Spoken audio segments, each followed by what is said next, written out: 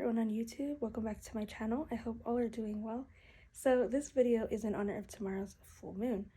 I had planned on uploading this video sooner, but it's been raining here and I've been having some tech problems, but nothing major. I am getting this video uploaded, so that's the important thing. Excuse me, allergies.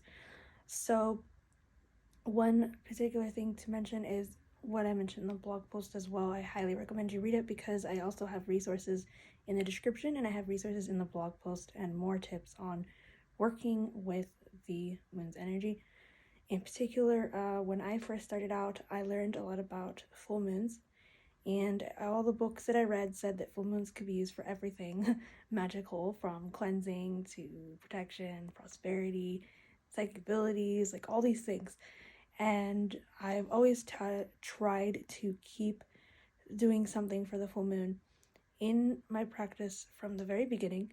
So as I've grown, though, I have added more work with the moon. So that includes working with the various phases in the cycle: dark moon, new moon, waxing, waning, that kind of thing, for various purposes. And sometimes it may not be like for the full moon celebrations. I might just do a small ritual outside. I might just be outside while the moon's out. I might not have any spells involved at all. I might just meditate, do divination. It varies, but I do try to put, the moon as a big part of my practice, as well as the sun. As I mentioned previously in other videos, I do work with the sun as well. And in the spirit of this, I also learned later on that you can use the moon to charge objects. So like crystals, magical tools, divination tools, oracle cards, tarot cards, other items as well, and in particular, water. So I want to talk about moon water, what I think moon water is, and tips, and how I go about the process of making moon water. So for me personally, moon water is something I've been doing for a couple years now.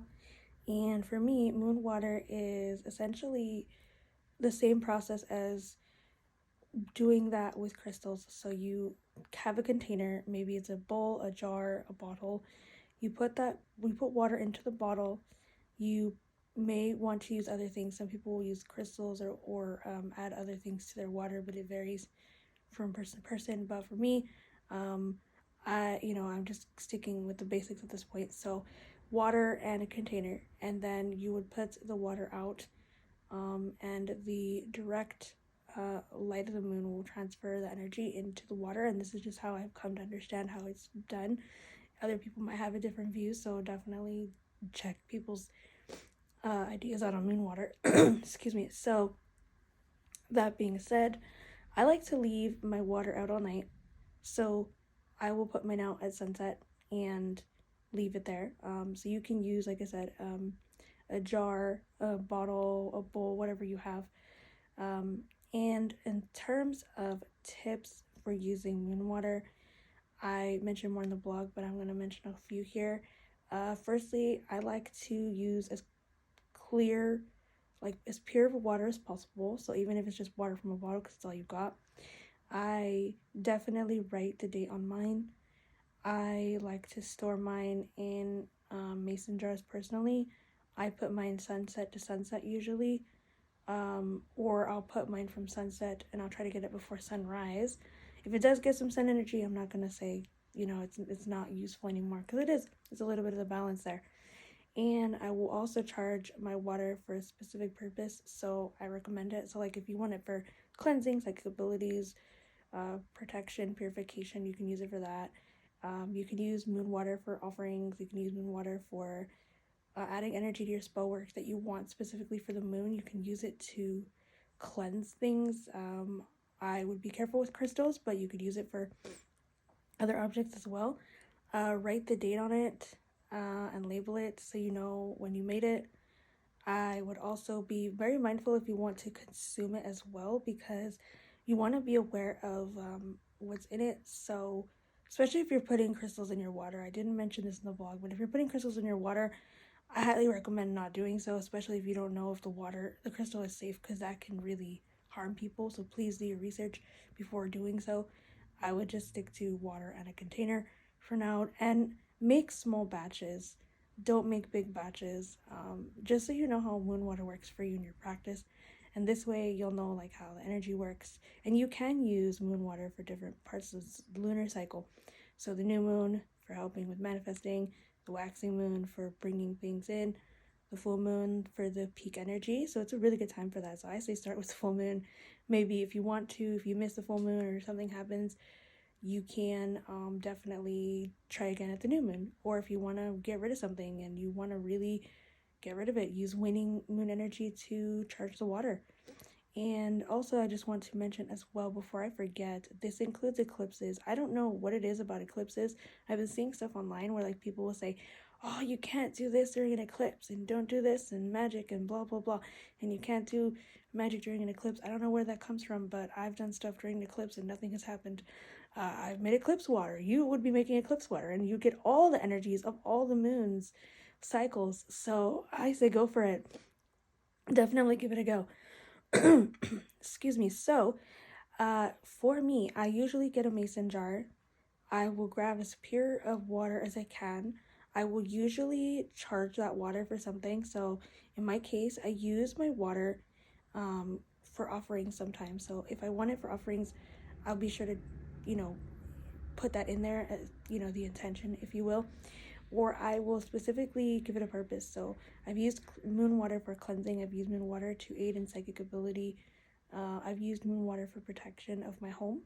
And I've used moon water for purifying my space. And one thing I've been doing too is if you have a mason jar and you have a lot of water and you want to use it up, you can use it as a mist.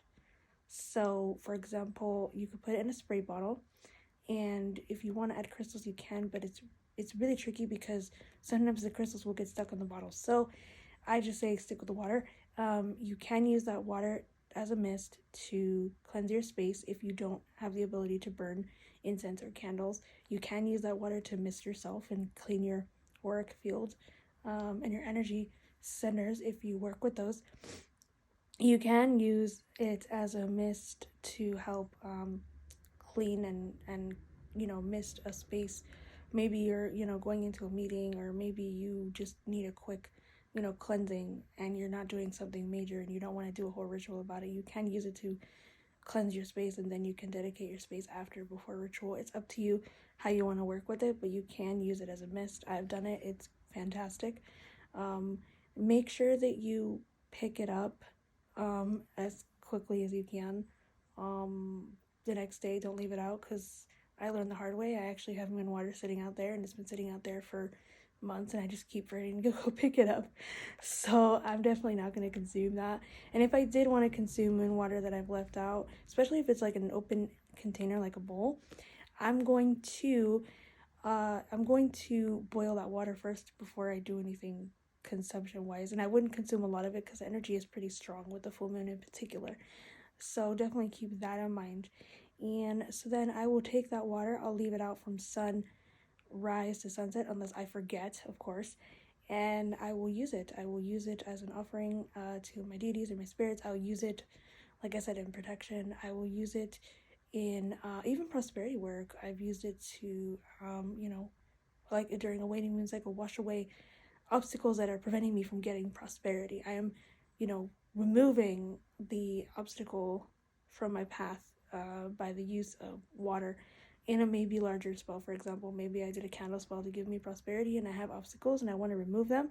Maybe I will use the water to cleanse the space, and I can also use the water to help wash away anything that keeps me from it. So if I know I have the obstacle, I can write that obstacle and I can submerge it in water, and I'm essentially washing it away, or I'm getting rid of it. I'm getting rid of it somehow. Or I can use that water to protect my space from really weird vibes, because people are both online and off are give you negative vibes or negative energy, and you want it out of your space. You can use it for that. You can, when you're making the water, I usually declare what the water is for in a very present tense way. So like, I charge this water with the intent, or I charge this water by the light of the moon with the ability, may it bring me psychic ability, or may this water, I could use an incantation. So may this water bring me psychic ability, or by the light of this, lunar energy, may this water, bring me prosperity.